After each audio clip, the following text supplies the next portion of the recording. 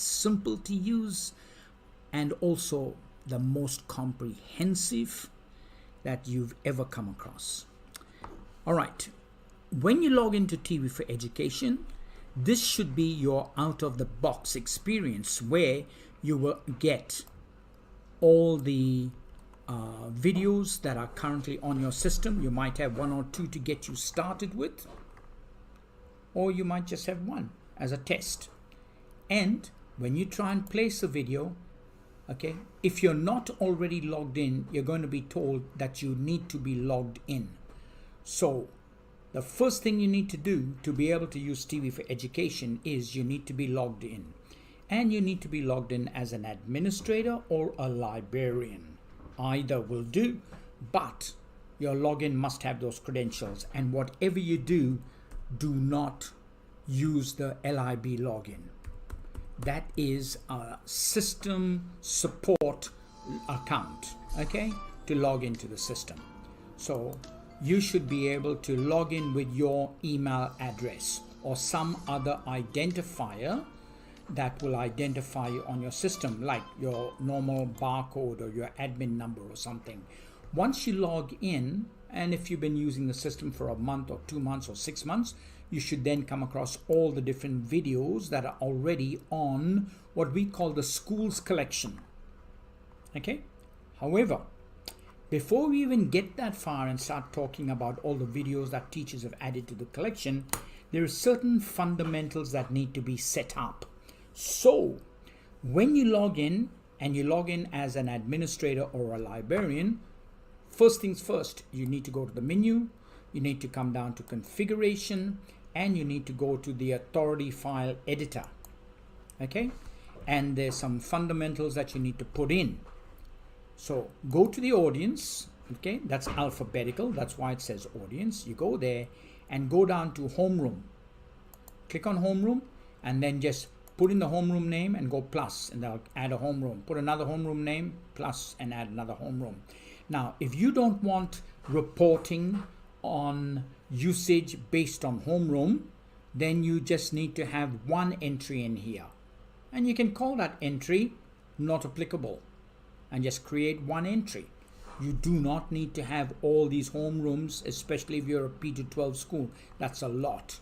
But you should have just one called student, possibly, and another one called staff, and possibly one called administrator, because you might want to do reports on staff activity, on student activity, and that's about it. So you do need to set up your homerooms, okay? The next one is a little bit more complex. You go in here, and the next one is class grade. That's all your year levels. Very important, and you should set it up. Some people say, why can't I just say student and just have all the students into the one? Well, if you do that and you put a video that is only appropriate for year 12 but not year 11 and below, how are you going to do that if they're all a student?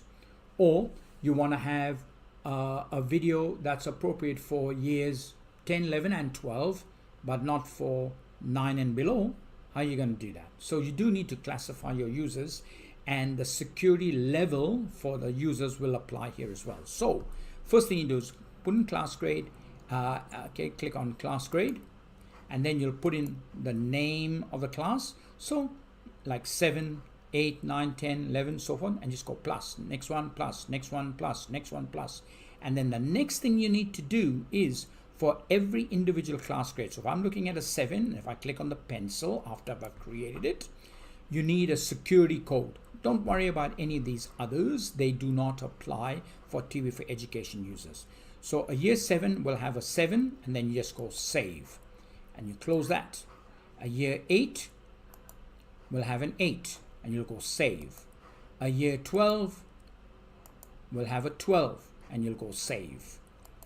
But the administrators and library staff should have 999. I'll tell you why in a minute, but just make them 999. Okay, and teachers, we don't want to give teachers, so you shouldn't have staff. You should have teachers, library administrators, and administrators. That's it. So teachers should have 50. Okay, and that's all you need to do to set up your class grades. The last thing that you would need to do is go down here and go down to the video default security. And video default security, I'll show you what it is, and when you look at it, you'll say, oh, that makes sense. These are all the different ratings that programs give their broadcasters give their programs.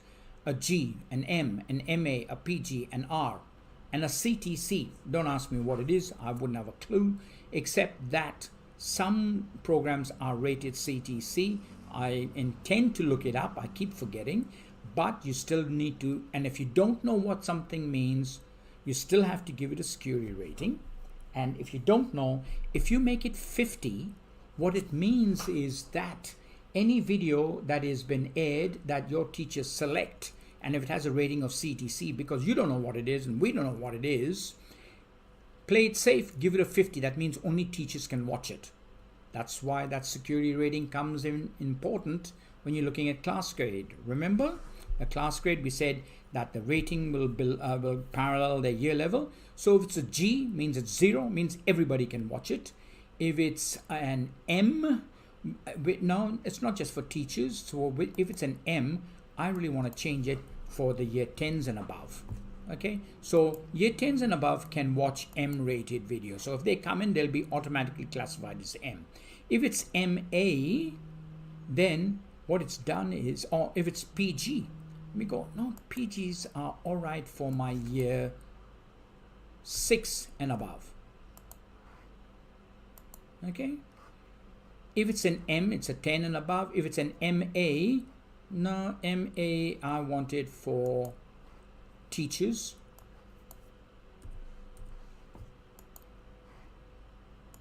And if it's an R rated, then only administrators can make a decision on that, not even the teachers. And that should be a pretty good idea.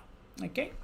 Now, what this means now is that whenever a student is added to the system, they'll be given a class grade.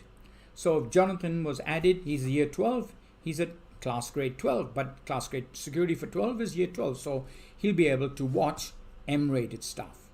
If Joshua was in year 9, he'll be given a security 9. He will not be able to watch M-rated stuff. Okay. So that's what that is all about. Okay, now that they're in there, let's go and add a patron and see how we go about adding a patron or checking on a patron's rating. So I go to patron and patron management. When I click on patron management, this is where all my patrons are in here. So it'll come up with however you are logged in. So if you're logged in as Michael, it'll come up with Michael. You're logged in as Joanna, it'll come up with Joanna. In my case, I'm logged in as Lib. Please do not touch the Lib login. Okay, so that's only for the support people here to use to check out what you're doing. Okay, I can go to the next record down here. So that's the next record, next record, next record, next. Okay, and there's all my users in the system. Okay, now let's deal with this particular. No, I don't want that one. Let's find another one. Let's find another one.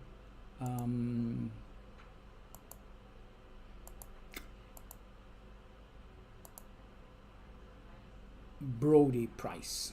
This is a good one. And let me put in his email.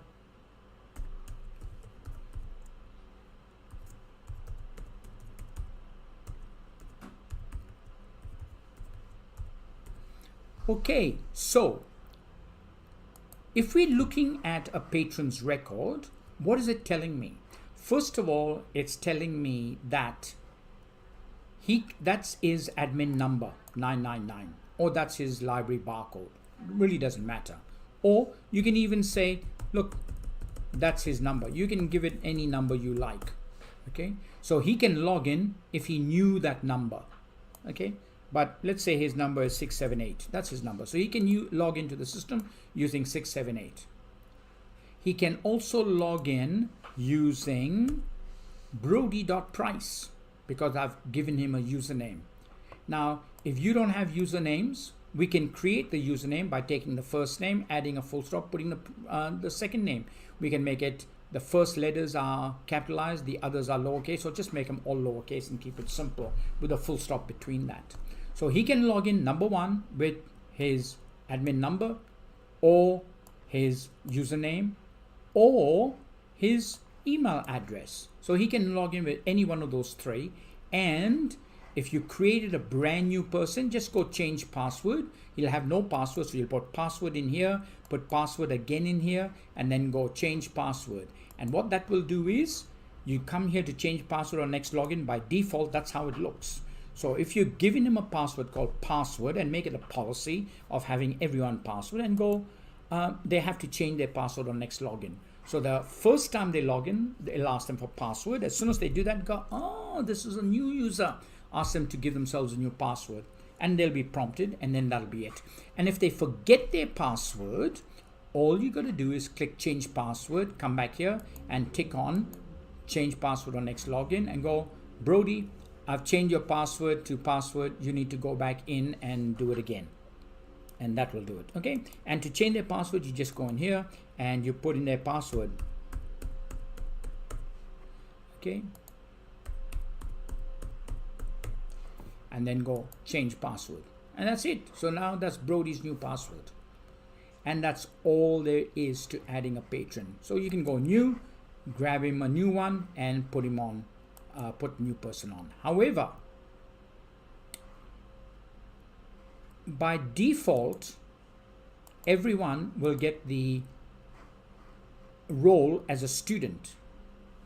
But if they're not a student, then you can either give them the role of the administrator, which I don't recommend, or you give them a role of a librarian, or you give them a role of administrator.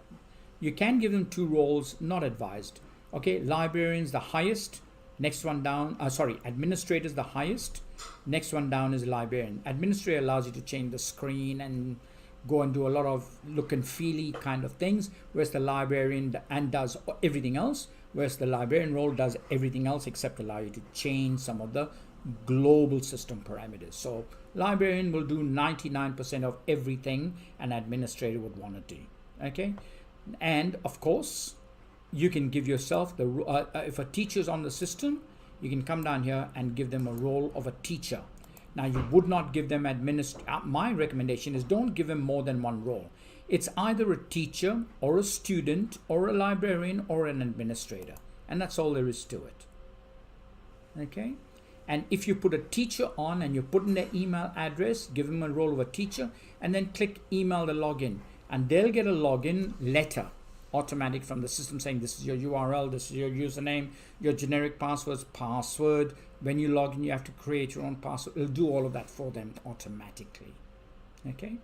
Now, once you are logged in, then this will be the screen that's presented to all students, which is all the videos that are on the system. Okay. And when a student clicks on a video, and if they say, oh, I'm interested in this. So if they go click on the video, up will the video come. No apps, no plugins, no players, no nothing. The video will just come up and start playing. And of course, they can fast forward the video. Okay. They can go backwards on the video if they want to. They can go big screen on the video. They can turn the volume up, turn the volume down. They can do all those things. Okay. And as if you logged in as a teacher, you can click. Now, let's say you log in as a teacher and this video was a security of 50, which is teachers only. But you want, and so therefore it will not appear on any student screen up here. But you want to make sure that they can log in, they can see it. So you want to give it to your year 12s. Easy. Just click on the share icon and say, I want to share it with my year 12. That's very important. Okay, so share it with year 12.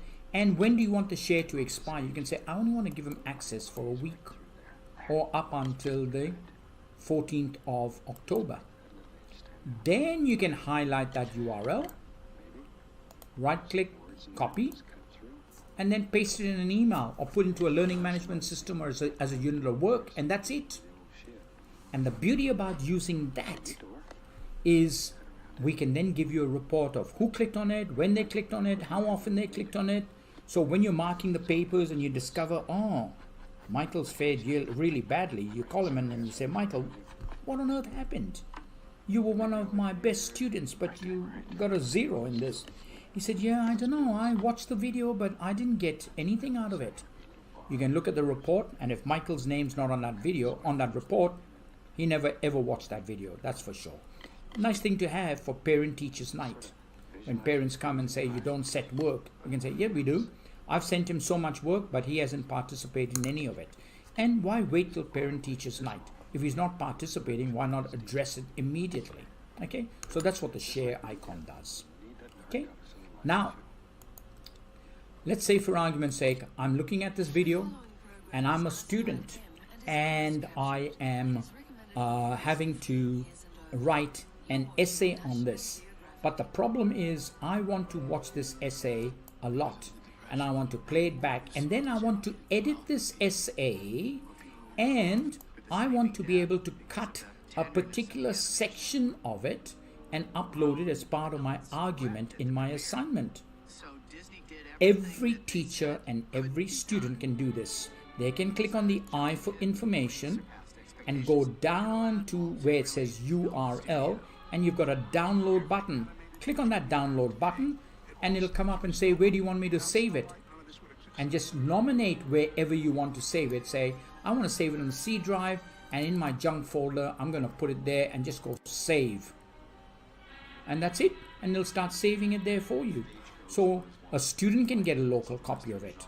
Why not a teacher getting a local copy? Because they've shoved you off into a portable in the back paddock somewhere and you've got no internet. So why don't you just click on that, download the video onto your laptop, and then when you go into your classroom, why don't you then just play it from your local downloaded copy instead of having to log onto the internet where the connection is dodgy. Okay, so that's what you can do with the system. There's a heck of a lot more you can do, but this is just an introduction. So we are not going to deal with a lot of information of all the different things you can do, including how you can click on the menu, go into Smart Classrooms as a teacher, go create a lesson, and then go and build a lesson out of a video or just a snippet out of the video. Have a look at it. You'll be amazed what you can do with that module, or look at the advanced TV4Education system. Okay, so we're in the schools collection where all the videos are, and if you have been adding videos to the collection, so if you've got 100 teachers and they're all adding 10 videos a week, there will be thousands and thousands of videos. And what's happening, and you can scroll down and it just loads the next page and the next page and the next page. You can be here forever. And if you added a video, it'll appear up here. But if someone else adds a video, it'll shuffle yours down and make it the first one. And if someone else added another video, it'll shuffle it down again, and then you'll be the next one. So that's the latest, that's the second latest, the third latest, and so forth. So eventually you'll get to the bottom, which is the oldest video that was ever added. Okay, but if you say, so how do I find my videos? Whether you're a student or a teacher, very simple. If you've used videos or added videos, click on My Items up the top. Will bring up, as it says, your items. These are all the videos you have either looked at or added to the collection. And we group it into YouTube videos, into lessons, into TV4Education videos, and these are all your videos. Okay. And if you don't want something on here, just click the bin, and that gets rid of it out of your collection. Get the bin, get rid of it out of your collection. Get the bin, get rid of it out of the collection. Get rid of it out of the collection. So you can download or delete as many items as you can out of the My Items. You'll never delete them from the school's collection, because we want to make sure we preserve anything that's added for everybody else in the school. You have no storage limitations, so our recommendation is go ahead and use it and build your content. How do you build it? The TV4Education button. You go here And this will open up a whole new world for teachers only. Okay, only teachers have access to this. So we've grouped them into recently added. The reason why we do that is because we add anywhere from 250 to 350 and more sometimes to the collection based on what you request. So recently added, learning tube, documentaries, movies, curated, lessons.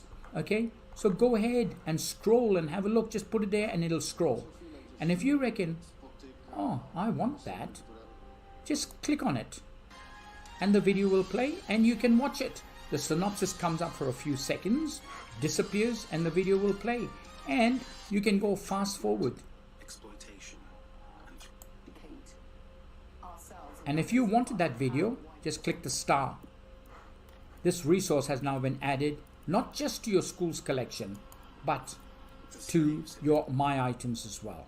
Okay, so you can go to this one and you can go add. Okay, you can go into, let's exit out of here. You can go into here, TED lessons, and you can go add, and that's added to the school's collection. And you can, let's exit out of here, and you can go to this one and you can go add.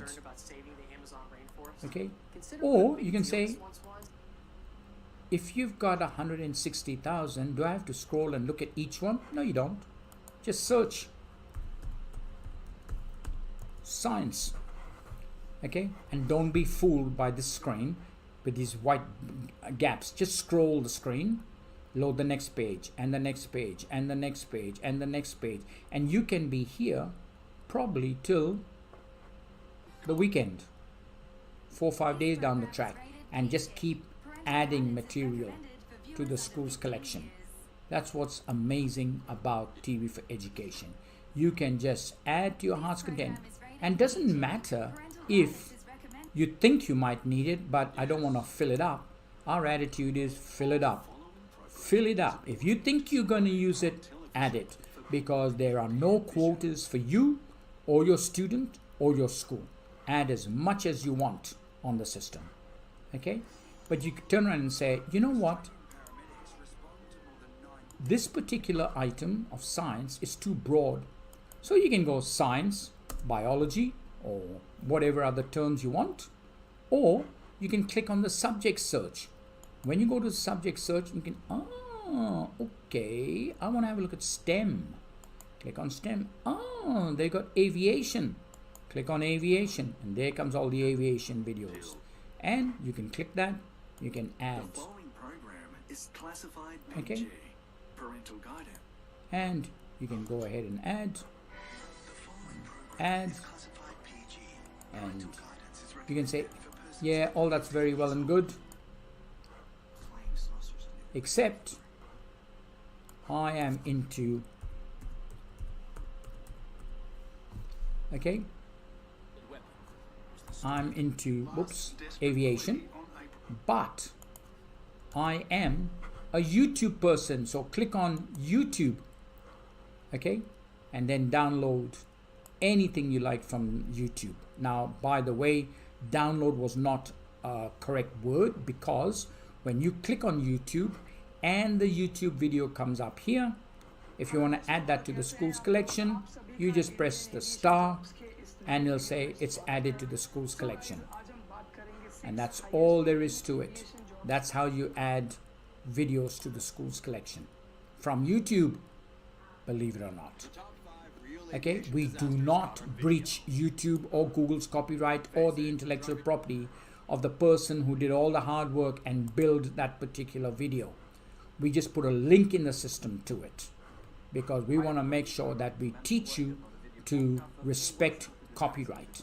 Okay, unlike our competitors, if you read their fine print, their copyright message says you're responsible for the copyright. So if you get videos from our collection that someone has requested, and and someone says, oh, has anyone got Gone with the Wind? They go, yes, I have. And they'll say, I've got on DVD, I'll burn a copy. I've got on VHS, I'll burn a copy and upload it for you. Pirate and illegal. We don't work like that. Okay, we guarantee the authenticity of everything that's added, And not only that, but we will make sure we keep your school legal. Now let's say you come along and you want this particular video. I'm deliberately putting in nonsense here, but let's say it was a legitimate term you put in. I want a particular outcome, and the outcome I want is no items found. So if you go along and you hit the search bar on the system, okay, so let's go back into TV4Education, and you get no results found. We are the only company that guarantees every teacher, and it doesn't matter what legitimate material you want to be able to teach, all you have to do is click on My Requests and make a request of us, of our research department, our amazing, hardworking researchers. Topic request, put the year group. I'm after this thing for year 9s, and this is my national curriculum code. And by the way, I also have a state curriculum code, and my subject is science. My lesson aim is this, and this is what I'd like to emphasize, and go submit. And when you do that, give us 48 hours and we'll come back to you with a bunch of engaging, world-class content that will address that particular request you have. You can also do this, make a request, and request anything from the entire Foxtel spectrum that you need to get to be able to teach and communicate. So what I suggest is that make sure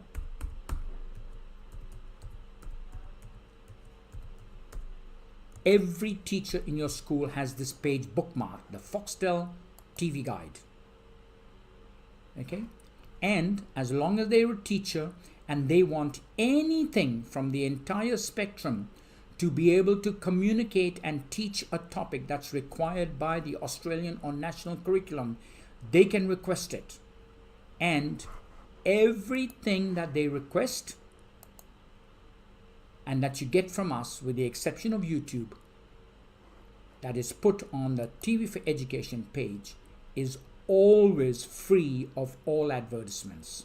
So they can request anything from Foxtel, anything from free to air, and the beauty is you will get it free of all advertisements. And not only that, when it comes to making a request for free to air content, you can request content that has been aired up to 60 days ago that nobody else has requested. We'll have a copy of it. We'll take it. We'll put it on here in the TV4Education for everybody else, and also on your school's collection. That's up to 60 days after the broadcast. I hope you enjoyed this half-an-hour presentation of TV4Education new user training. Thank you for your time. If you need help, you can click on the menu, you can go down to support and have a look at all the facilities we offer you for support. But if you don't know where to start, why not just go to mailbox and go, I want to raise a support ticket, create a ticket and say, I'm new to this product. Can someone spend half an hour with me one-on-one and walk me through? I've got some very specific questions. Or can someone spend some time with me? I don't have any questions. I just don't know where to begin. And we'll work with you. Or what you can do is, why not go to www.youtube.com, and on the YouTube website, go in here and do a TV4Education search and be amazed with all the documentation. Yeah, we know everybody else looks at it. That's not supposed to, but we put it there for you, and we want you to experience what thousands upon thousands of teachers are experiencing with TV4Education. The simplicity, the complexity, and the vastness of what is available as a resource to all teachers and all students. Thank you for letting me present TV4Education new user training.